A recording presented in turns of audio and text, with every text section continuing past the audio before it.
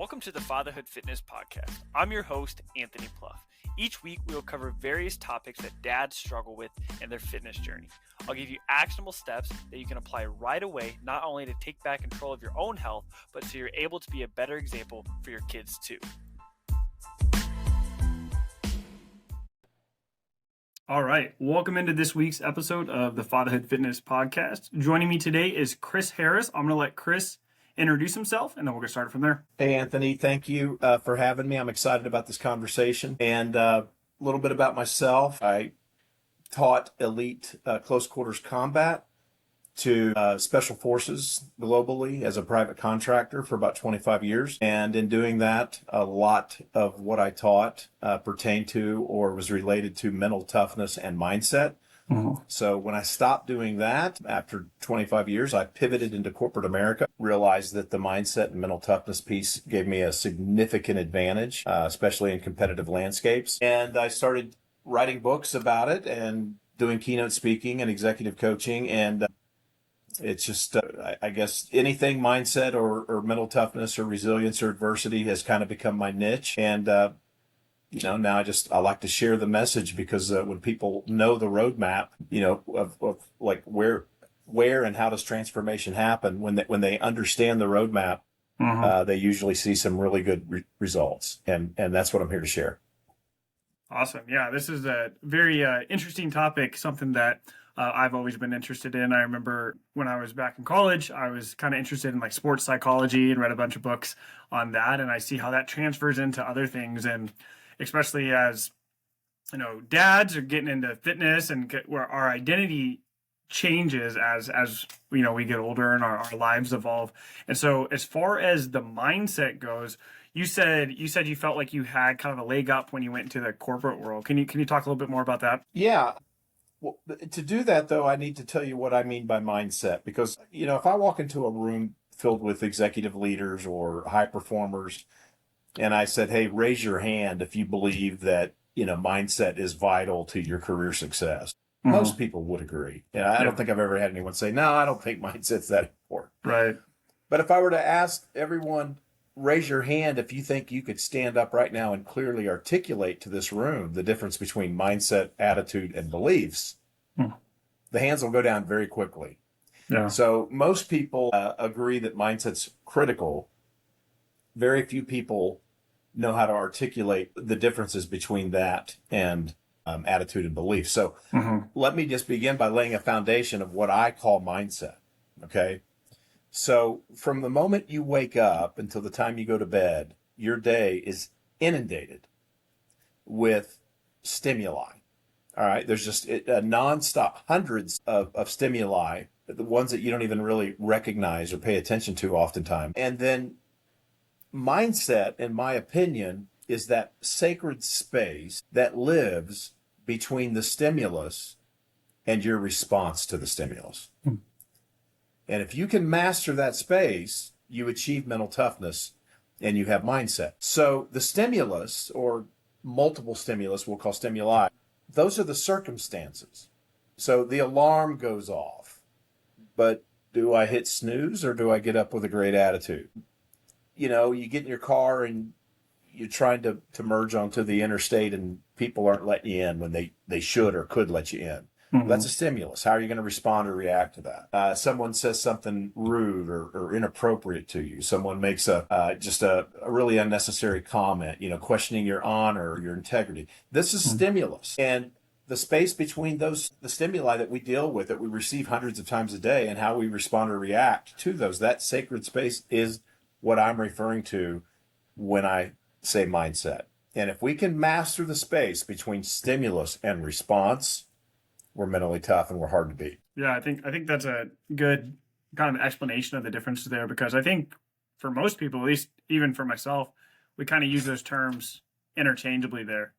And what would you say is kind of maybe the biggest gap? Like when people, you said there's I like the alarm clock analogy, because that's kind of winning that first decision of the day. You do what you say you're going to do. You keep the promises you make to yourself. Where would you say is the biggest gap for people who do press snooze or do, I said I'm going to do this, I push it back later?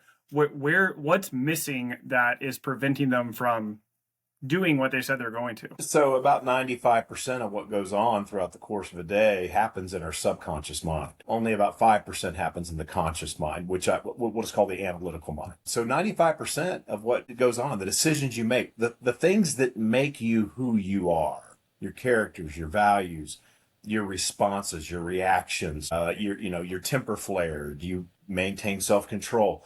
Well, most of this is going on in the subconscious mind. It's in the operating system, which means that it's automated. Mm-hmm. So what we have to do is we basically have to become very aware of the automation that is driving about 95% of our day, our decisions, our choices, our life. And so if you kind of looked at yourself as a computer, your conscious mind is kind of like the screen or the monitor. It's the camera, it's the speakers, it's the microphone, it's the mouse, it's the keyboard. But that's not the computer. The computer is the hard drive with the operating software on it. That's the subconscious mind. Carl Jung, famous philosopher, said, until we can make the unconscious mind conscious, in other words, until we become aware of our subconscious mind, he said it will continue to control your life and you will continue to call it fate.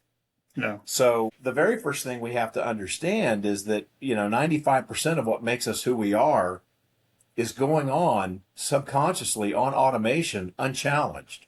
Mm-hmm. So we have to be aware of what that is. And that's called metacognition.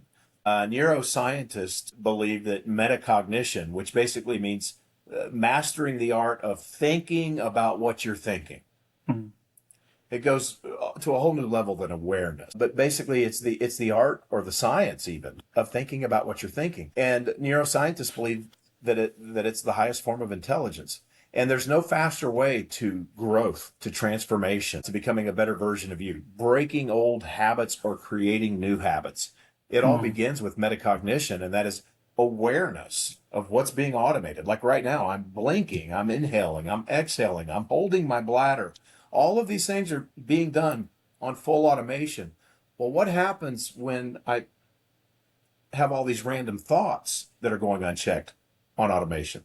Yeah. Irrational fear, ego, pride, arrogance, self-doubt. And they're going unchecked and they're living rent-free.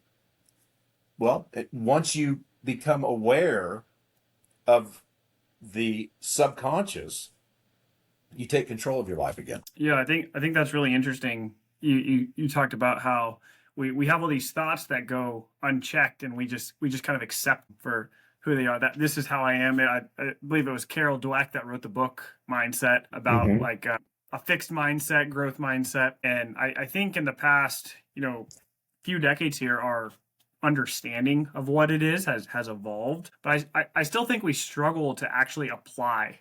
Like it's one thing to be aware of what's going on. I'm thinking these thoughts here. When you shifted from kind of your careers there and you got more into a corporate setting here, did you find it difficult or more difficult for people who had maybe done the same thing for so many years and this is how I've always done it, this is what I'm gonna do?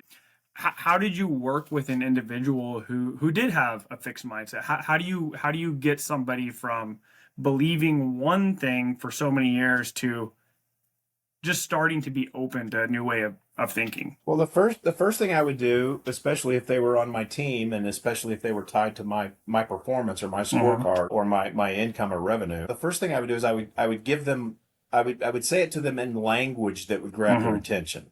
Yeah. Like if I'm talking to a sales professional who's on my team and who wasn't performing at the level they should be, if I say, hey, you got a fixed mindset, that doesn't really grab their attention. But if I say, hey, you're being very close-minded. Yeah. Whoa, easy. So, when Carol Dweck wrote, Mindset, The Psychology of Success, I believe is the subtitle. What the whole book is really about is people who have a closed-minded people versus open-minded people. Yeah. Well, of course, open-minded people are going to have more success than closed-minded people. Of course they are. But she spells it out in a way that is just so obvious and like, well, I never thought about it. But yeah, I'm being very close-minded. Yeah. Why aren't you creating new opportunities, new sales opportunities, for business development? Well, the market's just really tough right now. It's a very competitive landscape. Everybody's vying for the same dollars, and it's really, how many calls did you make this week? Hmm. Well, there's just so much rejection, and so once you say, hey, what we're really doing is we're addressing your closed-mindedness. Yeah. And we're going to go get you from being closed-minded about what the problem is and how we're going to solve it and how we got here in the first place. And let's switch the conversation to be very open-minded. And if we were to be open-minded and we were to get a pen and say, here's really why my numbers are down. Yeah. Because I stopped picking up the phone because I hate constant rejection. Now we're being open-minded, and now we're on a pathway to growth. Yeah. Yeah, and I think that transfers over to lots of areas in life. I work specifically with dads doing fitness and nutrition coaching, and well, typically, one of the things I see is that a lot of people have tried lots of different things. They've already made up their mind on what works and what doesn't work. And one thing I always ask them is to, just have an open mind. Like just try something. Like you've been doing your way for X amount of years, let's just try something. If it doesn't work, at least you tried something different. But the clients I find that are the most successful are always the ones who are curious and who maybe they don't 100% believe that it's going to work for them, but they're willing to give it a chance. And I think that goes for lots of areas in life. If you're willing to give something a chance, you give it room to actually grow. You shifted from a more you were training individuals and into a more corporate setting here. How do you maintain fitness now, or is that something that's part of your life, or how do you make sure, as far as mindset goes? For me, I know when I feel my best, I am exercising regularly, I'm taking care of my body. How is that something that you've implemented in your life? Well, I go to the gym a minimum of 3 times a week. That's my bare minimum. And that gives me the whole body. I have a push day, and my push day is going to be, chest, shoulders, and triceps. Mm-hmm. And then I have a pull day, which is going to be my back, my biceps, and my traps. And then I have a lower body day, which is going to be my quads, my hamstrings, and my calves. And I know exactly how long it's going to take me from the time I, leave the house to the time I get back home. No. And then I have the cardio piece, and the cardio piece I can either do at the end of my, push, pull, or lower day, or if I don't have time, I can do that, at home by walking or, whatever. But I got to get the cardio piece in because look, I understand that, that there's 3 things that have to be consistent if I'm going to achieve, the body that I want or the health that I want. And, one is resistance training needs to be pretty disciplined and pretty consistent. The second is diet and nutrition, and the third is cardiovascular. And, if you remove one of those 3 pieces, it falls apart. It's like, I mean, we are body, we are mind, and we are spirit. Well, which one of those 3 is more important? Like if we're going to neglect one of those 3, but we still want to advance ourselves to the best version of ourselves, which one of those 3 do we neglect? Well, that's like looking at fitness and saying, well, which one am I going to neglect? Resistance training, cardio, or diet nutrition? Mm-hmm. Well, so I look at it as if I neglect one, I've neglected all 3 because they're symbiotic. And so the first thing I do is I say, well, my bare minimum is I'm getting to the gym, for those 3 workouts. And then somewhere in there, I've got to make sure I get the minimum of cardio that I feel like I require for my lungs and my heart. Mm-hmm. But then, I also have to say, well, what happens if I'm traveling, or what happens if I'm injured, or what happens if I'm sick? So I have things to where I say, well, no matter what, you have to protect the discipline and the consistency and the routine that you've already created. You have to protect that. So, for example, I just had a major health issue. I found out out of nowhere, it almost killed me, but I found out that I had a brain tumor. Oh, wow. And I had to have emergency surgery, which took about 6.5 hours to remove the brain tumor. And that was, 7 or 8 weeks ago. Okay. And so I'm recovering from having a craniotomy. Well, there's days that I just do not feel like going to the gym, I can assure you. Mm-hmm. So what do? I'm going to protect the discipline. I'm going to protect the habit at all costs. So some days I just don't have it in me to go and push the weight or do cardio. But what I do is I say, you know what, I'm just gonna go to the gym and I'm gonna sit in the parking lot and I'm gonna listen to Journey Don't Stop Believing one time. And all right, that's what I'm gonna do. I'm gonna get up at the normal time. I'm going to go and sit in that parking lot and Yeah. then I'm gonna listen to that song at least one time, and then I'm gonna turn around and come home. And then, well, you know what? I'm here. I'm here. I Yeah. might as well go in. I might as well go in it and at least, do whatever. And Yeah. so what I'm doing is I'm saying, hey, the real secret sauce is in the going. Yeah. Once I show up in that parking lot, I've already lapped everybody who's still on the couch. Right. And so at my bare minimum is I'm going to protect the habit. Yeah. Would there's times I come home and my wife's like, how was your workout? I drove, I sat in the parking lot, I listened to Journey Don't Stop Believing 2 times, and then I drove home. That's how my workout was. Protect the habit. Yeah, I like that. I think. Well, first off, I'm glad you're okay. That's a scary situation with a brain tumor there. Thank you. I'm doing great. Was not cancerous or anything. They got it all out. I'm doing great. Good. Were you kind of go off topic here, but were you having symptoms, or how did you find out? I had a seizure. Never had a seizure before in my life. Okay. My wife came home from work, and there I was, and she had to give me CPR and resuscitate me and Oh, keep wow. me breathing until the ambulance got here. And they got me to the hospital and did an MRI and found about a golf ball sized tumor, and Wow. 6.5 hours of surgery got it out. And now I'm just, I've kind of learned to speak again and Yeah. Yeah. walk. In the beginning couldn't walk without a cane, and but you get up and you do the work. Yeah. You just get up and do the work. Yeah. And I'm sure, having the mindset that you do definitely helped, with that situation there. I think, the book Atomic Habits by James Clear talks very Mm-hmm. similarly to what you were talking about. Is like build the habit, right? Set your workout clothes out the night before and just show up. You can show up for 5 minutes. You're building the habit. You're building the identity of someone who shows up to work out, and that could be one of my coaching certifications is through precision nutrition.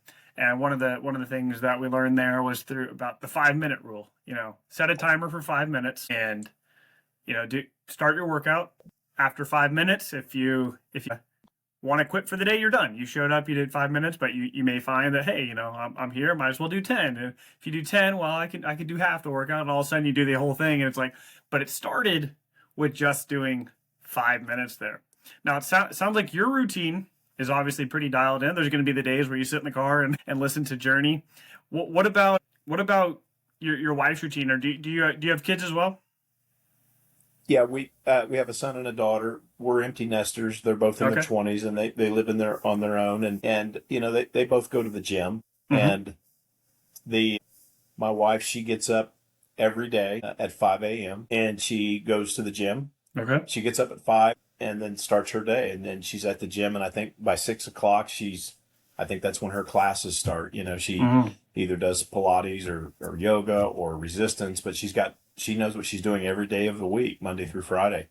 And then when she's done working out, she gets ready at the gym and she goes straight into the office. So, and that's Monday through Friday for her. And she's been religious about that for years. And as a result, we've been married 30 years now. But as a result, she just takes very good care of herself because Yeah. she's got that habit the moment she gets up at 5, the very first thing she does as soon as her feet hit the ground is she makes the bed. Mm. That's just what she does. Yeah. That's a Yeah. non-negotiable. Yeah.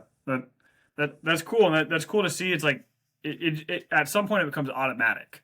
And your kids were able to see that obviously with the work you do, and like seeing their mom get up and work out. And what are some things like that you were able to or still able to apply from the work you do with your kids as far as mindset goes, or were you intentional about that? Well, we never tolerated blame, we never tolerated excuses, and we never tolerated entitlement. So, those were bad words in our home with, Hmm. our daughter and our son. Like, and don't ever say you're bored. If when they were growing up, if you say I'm bored, what you're really saying is, would you please give me a job to do? Because I'm bored. In this house, it's Latin for I would really like to mop the floors or load the dishwasher, but I can't really decide which one of the two I want to do. And so, we taught them at a very young age, and we also really encourage them, that if there's something you want to try it. And if you fail, that's okay, because Hmm. the failure is in the not trying. And so we encourage them to, I think my son, his senior year in high school, he's like, I think I want to try wrestling. Well, you've never done wrestling. Yeah. These kids have been wrestling since they were in like middle school, maybe even younger. Yeah. And you've never done it, and they're going to use you as the guy that they demonstrate on, right? And but we encourage, if that's what you want to do it. And we taught our kids growing up that, hey, failure is a bruise, it is not a tattoo. I like that. I like that. Yeah, I think that's a really good mindset to have, because there are a lot of people who are afraid to get started, right? There are a lot of people who are afraid to put themselves out there, and if you don't address it early on, it goes with you your entire life. Like, I mean, you've probably seen it throughout every industry you've worked in, every all sorts of backgrounds. If somebody did have kids who, right now maybe mom and dad aren't very active, their health isn't a priority for them, and it's starting to rub off on their kids. This is very, that's typically why when clients start to come to me, because they realize they have a problem, that things are getting out of hand, they don't know what to do, and to be honest, they probably waited too long, right? They probably waited too long for that to happen. What is something that you believe would be important for the dad, the leader of the family, to instill in their kids, as maybe the first 10 years of their life they weren't the example they wanted to be, but now they have another opportunity here, or while they're living under their roof, and I believe that's the most impressionable time you're going to have on their life. But what's something that you believe is important that all dads should pass on to their kids? Well, please be quiet, shut your mouth, don't talk, so that your kids can hear what you're saying. I mean, at the end of the day, they're going to watch what you're doing. Hmm. It's not what you're saying, it's what you're doing. And so please be quiet so I can hear what you're saying.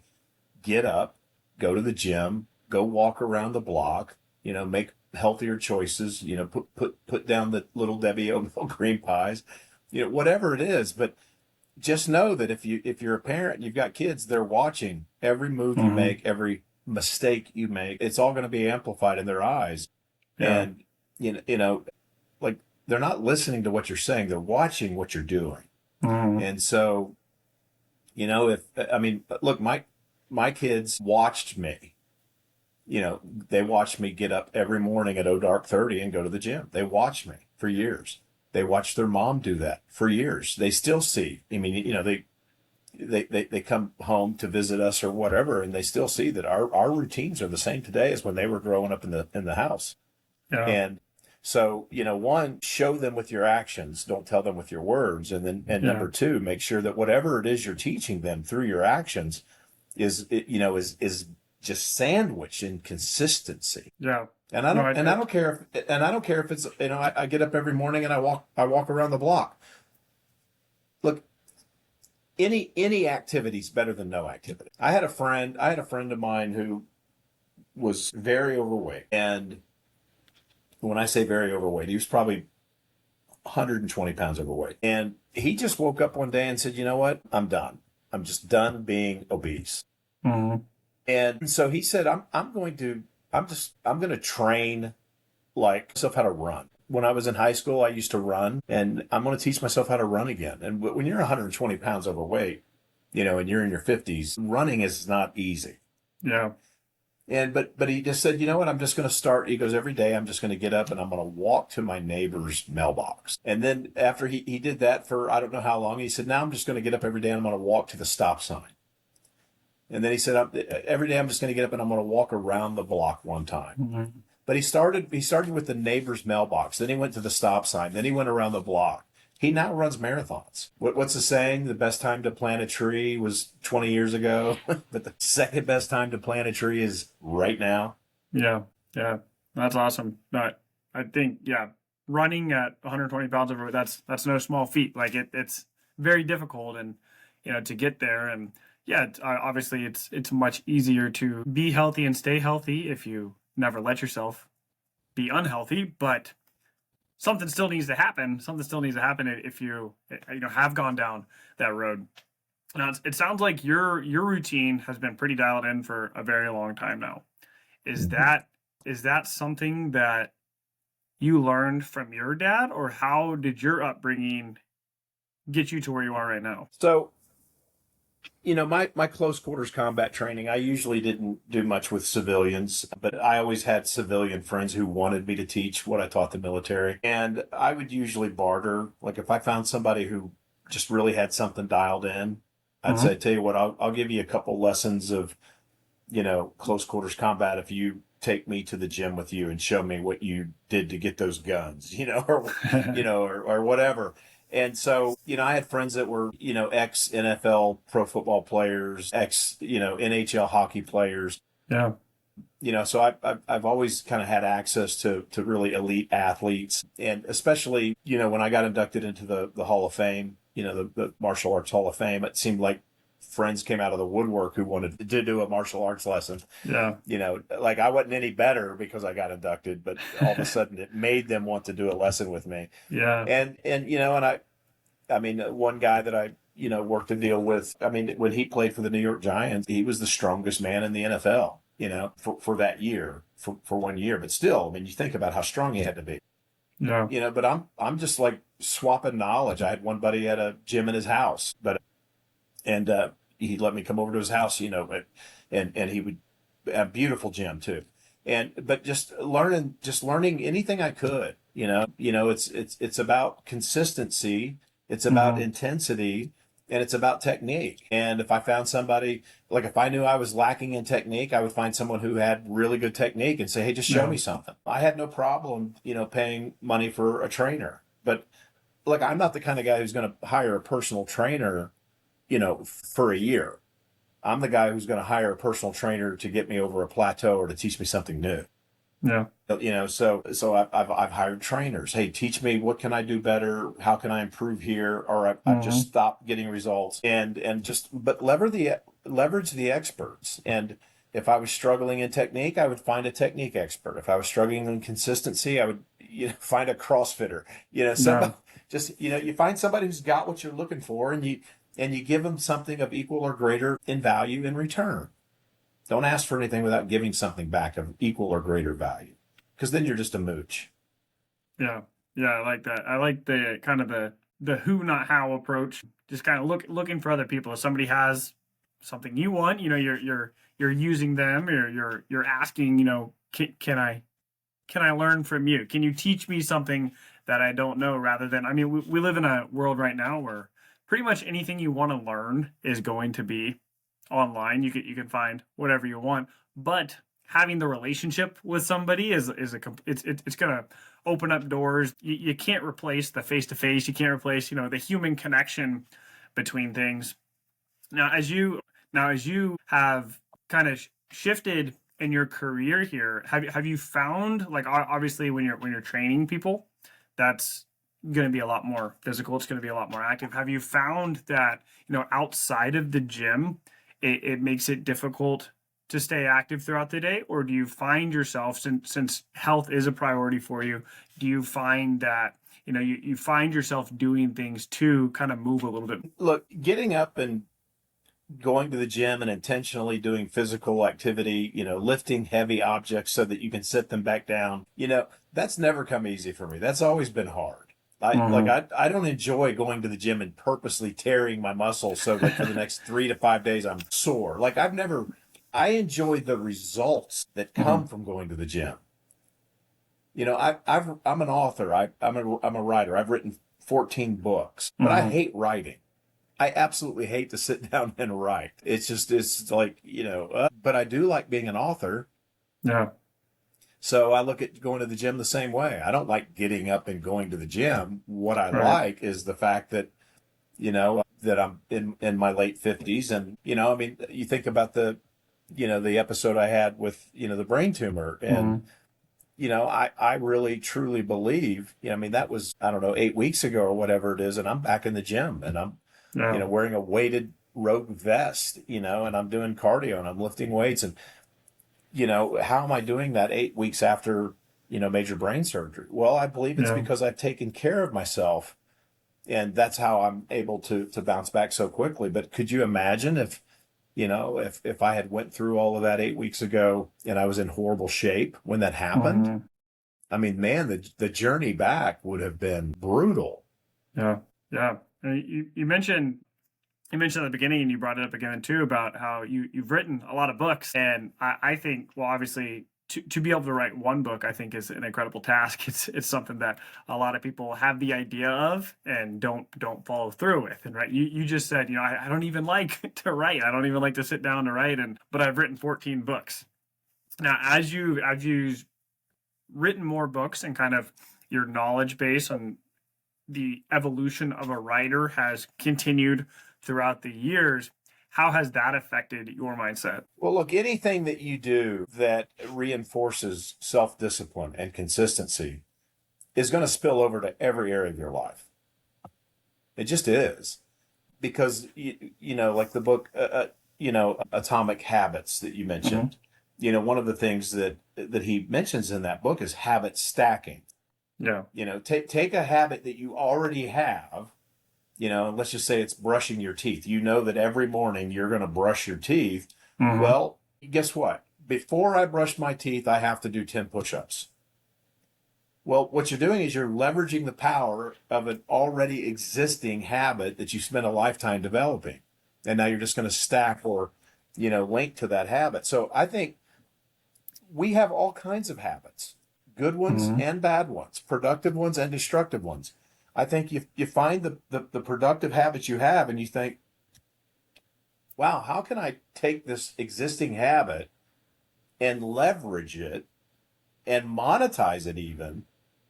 And like one of the things I teach, with mindset, for example, I call it the meta Q, meta Q, CUE method. It's just something I came up with years ago. But, you know, if neuroscientists are saying that the highest form of intelligence is metacognition, the ability to Hmm. think about what you're thinking to the point to where you're disrupting that automation and you're retraining it live in real time.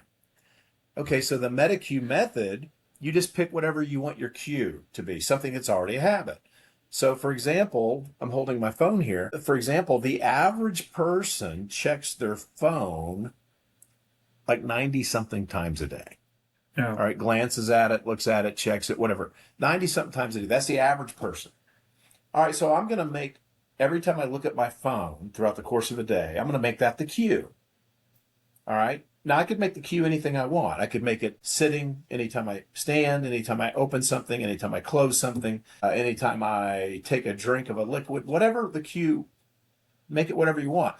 But any time that cue, which is a habit, okay, I'm habit stacking, I'm going to intentionally disrupt automation and think about what I'm thinking. Well, all of a sudden you're getting into the world of self mastery now.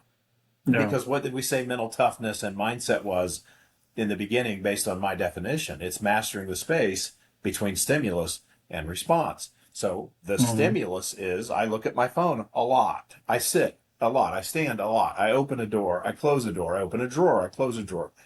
And now I'm going to say every time I do that, I'm going to intentionally say, whoa, what are you thinking about right now, mister? Oh, Hmm. wait, there's this irrational fear going on. And now I'm Yeah. disrupting it. And I'm reprogramming my subconscious mind. So, but that's an example. MetaQ is an example of me taking a cue that happens multiple times a day and finding a Hmm. way to ride that thing like Seabiscuit. I'm putting it to Yeah. work. Yeah.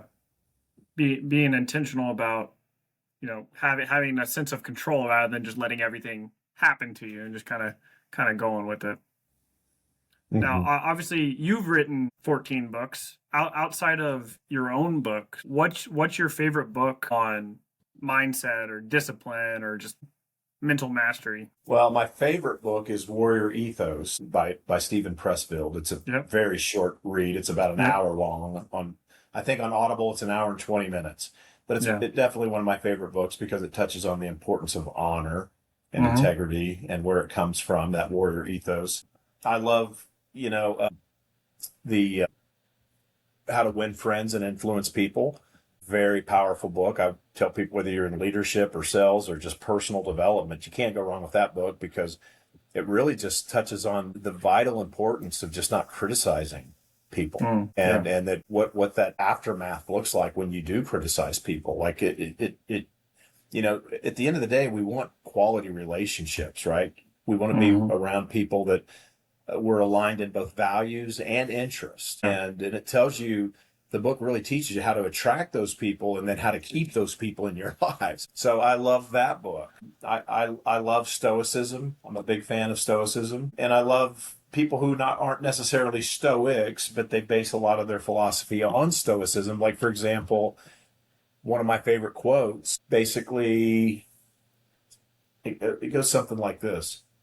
And it's from Alan Watts, a British philosopher, Hmm. 1970s. But he says, you are under no obligation to remain the same version of yourself you were 5 minutes ago. I love stuff like that. Have those books had a pretty big impact on your own writing? Well, yeah, because look, I'm drawn to books that I can identify with. Hmm. Either it's an identity that I'm currently in or it's an identity shift that I'm aiming for. And, our identity, our ego, I mean, it shifts multiple times throughout our lives. So a book that Yeah. meant a lot to me 10 years ago may mean nothing to me now. Right. But, like when you get out of high school and go get your first real job or out of college, you get your first real job. Well, that's a major identity shift. Hmm. And, and then all of a sudden you get married, another shift. And then you have kids, another shift. And then become empty nesters, then have grandkids, then retire, have a major health issue, lose a loved one, go through a divorce. These are all identity shifts and Yeah. they're supposed to be happening. It's what life is about. It's the journey. But as we have those identity shifts, it's very important that our why is shifting as well. Hmm. So, my identity and my why are very tightly connected. So Yeah. my why when I was in my early 20s and single better not be my why in my 50s and married. Yeah. Yeah. And which one of your books would you recommend for maybe a dad who is listening to this podcast? It's a dad who's trying to, be a better example for their family, trying to improve their health, trying to just find a routine that works for them. Which one of your books would be best for that? The Book of Mindset, all day long, on Audible or paperback, but the Book of Mindset. It gets right down to the core foundation of why we do what we do and how to stop doing the things we don't want Mhm. to and how to start doing the things we do. Okay. And how long ago did you write that one? It was released in January, but This year. that one took me a couple years to write. Okay. And How I long does share a it? lot of personal stories in there about my, you know, just, growing up with a heroin addict, for a mother who was a heroin addict and being homeless at 12 and, Mm. sleeping under bridges and eating out of dumpsters and, and then my journey to the military and then, Yeah. to where I am today. Like it is the book of mindset, but I lace in there relative stories of my life's journey throughout. Okay. Okay. So you said it took you 2 years to write that one. How long does it normally take to write a book? Normally, if I sit down and I set my mind to write a book, I try to give myself about 100 days Okay.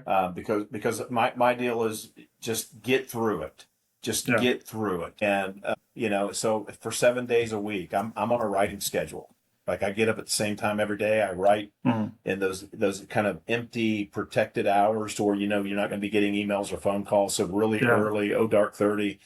But normally I give myself 100 days. Like this is probably going to be a 60,000, word book. So I'm going to Yeah. write X amount of words a day for 100 days. And I try to get through it. But this one, the Book of Mindset, took a couple of years because I just struggled with so many, because I put all those personal stories in there. I Yeah. had to go back and kind of confront some demons and, do some shadow work, as Carl Jung calls it. Yeah. Because if you're going to start sharing stuff that, might be tied to trauma from the past, or poor choices from the past, or mistakes from the past, or bad decisions, accidents from the past. Like if you're going to start pulling that stuff forward, to use it as an example of why you should or should not do this, you gotta really confront yourself. Yeah. And because I chose to put so many personal stories in that book, that's what really made it take 2 years. Okay. Awesome. If it would Yeah. have just been matter of fact, I could have done it in 100 days. Yeah. Yeah. No, I'll definitely, I'll get all the links to your website and everything. I'll put that in the show notes, but I'm definitely going to I'm a big Audible fan.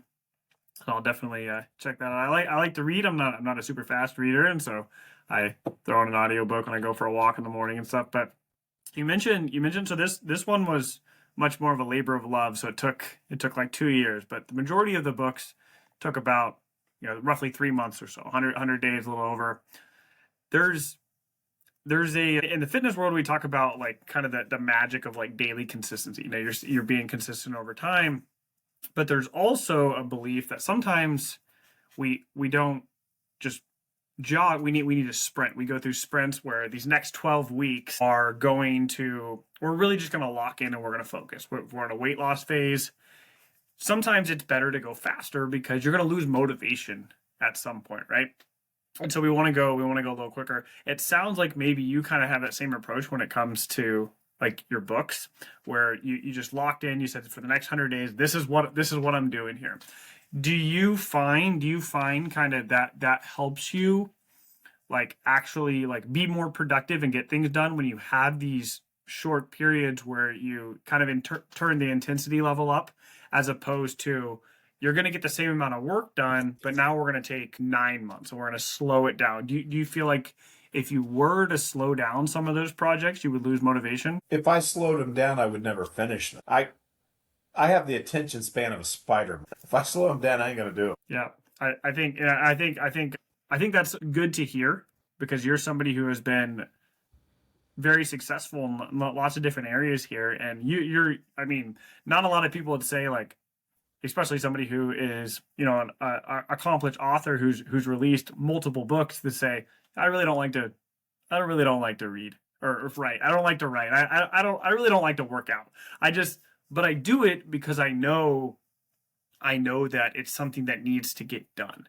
And I think that is very difficult. I didn't have a conversation. Somebody posted a question on social media the other day about how they knew they needed to work out, but they've come to the conclusion that they don't like it, they don't want to do it, and so they don't do it at all. And I think as you know, I'm definitely going to dive into your book, and as other people dive into your book, I think maybe it can kind of open up a door a little bit where they can see like, hey, I don't want to do this. Yeah, I don't even like doing this, but it's something that has to get done. And I think as dads, like my wife, our youngest is just over 2 months old here, and so she's breastfeeding, and so she wakes up, in the middle of the night, and she feeds him, and it's like she does not want to do it. Like we do lots of things in our life that we don't, especially as parents, that we don't necessarily want to do, but we do that because we know it needs to get done, and it's because what's best for somebody else. But when it comes to ourselves, sometimes it can be very difficult to know, like, hey, I know I need to do this. I don't want to do it. Obviously, you probably go deeper into your own book, but what's up? How would you address that situation? Well, there's always two hards. Going to the gym, at 5 a.m. is hard. Being overweight is hard. Doing 20 minutes of, cardio on the treadmill where I jog, sprint, jog, sprint, jog, sprint for 20 minutes. That's hard. Well, going up a flight of stairs and being out of breath is hard. Mm-hmm. So choose your hard. So anytime there's something in front of me that's hard that I don't want to do, I think, all right, well, what is something that will be hard if you don't do this? Yeah. There's always a correlating hard. Well, I don't like picking up the phone and making cold calls in my sales job Yeah. because I don't like the rejection. But I also don't like not getting a commission check or being afraid I'm going to lose my job for not hitting my numbers. So find a correlating hard and then say, which one of these hards am I going to choose? Because it's never one way is hard and the other way isn't. It's Yeah. not that you're choosing easy between hard. You're really Yeah. choosing between two hards. Yeah. Someone said to me once, they said, man, life is hard. And I said, compared to what? Yeah. No, I like that. There's always going to be something that's difficult, right? I think there's a book called Mind Your Body by Nicole. I'm blanking on the last name right now, but she said something very similar about how, like, what's what's hard and what's hard now, what's hard. Like you're always choosing between something that's hard or hard, right? It's never going to be just easy. What is it, the Navy SEALs, the no easy day, or only yesterday was the easy day, or and it's like, yeah, I think in the moment that can be a very difficult decision to to look past the moment there. But I think if you can embody that as a lifestyle, as your default, it's going to make everything much simpler. Absolutely. Well, Chris, I have absolutely loved this conversation. I find it very fascinating, especially as somebody who has accomplished as much as you have and have shifted careers too, which I think is really cool, and kind of put it out. I appreciate your honesty today about doing the things that you don't necessarily want to do. I think that is definitely resonates with me. It resonates with lots of dads. There's lots of things we don't want to do. And I know we mentioned earlier that you have a wide collection of books that you have written. But before I let you go here, what is one thing that you think, if you could just share one thing with the audience that you think that could really make a profound impact on their life and help them move them forward, what would that be? Well, there's never going to be any lasting change in your life, not meaningful lasting change, if it doesn't take root in the subconscious part of your operating system. Okay, so having a little temporary motivation or a little temporary willpower or a little temporary inspiration, it's cotton candy. I mean, it tastes great, but it has no nutritional value for your future best version of yourself. And so the only way you're ever going to have any real true lasting transformation is if it gets down into the subconscious. Well, the subconscious hates change. It absolutely hates it. But what it accepts is repetition. Repetition is what it takes to get past that critical faculty, that mental firewall that basically is saying, no, no, no, no, you're not getting into the subconscious mind because I don't like anything that looks like change or that looks new, that's unfamiliar. And it's repetition that finally gets that critical faculty, that mental firewall to step aside and let you pass the red velvet ropes and get into the subconscious mind where true lasting transformation actually occurs. So without repetition, I just don't know how you're going to advance your life. I love that. Chris, I really appreciate you being on here today. I will put all your information in the show notes so people can find you. But thank you so much for coming on here. I believe this conversation added a ton of value to everybody that's listening. Just Google the Warrior Maker. If you Google Chris Harris, you'll never find me. There's 300 famous Chris Harrises. I'm on page 30. But if you Google the Warrior Maker, there I am. Awesome. Well, thank you again, Chris. I really appreciate having you on. Godspeed. That concludes this episode of the Fatherhood Fitness Podcast. Thank you for those of you who took time out of your busy schedules to listen. If you have any questions or comments or an idea for a topic for a future episode, please feel free to reach out, and I'd love to hear from you.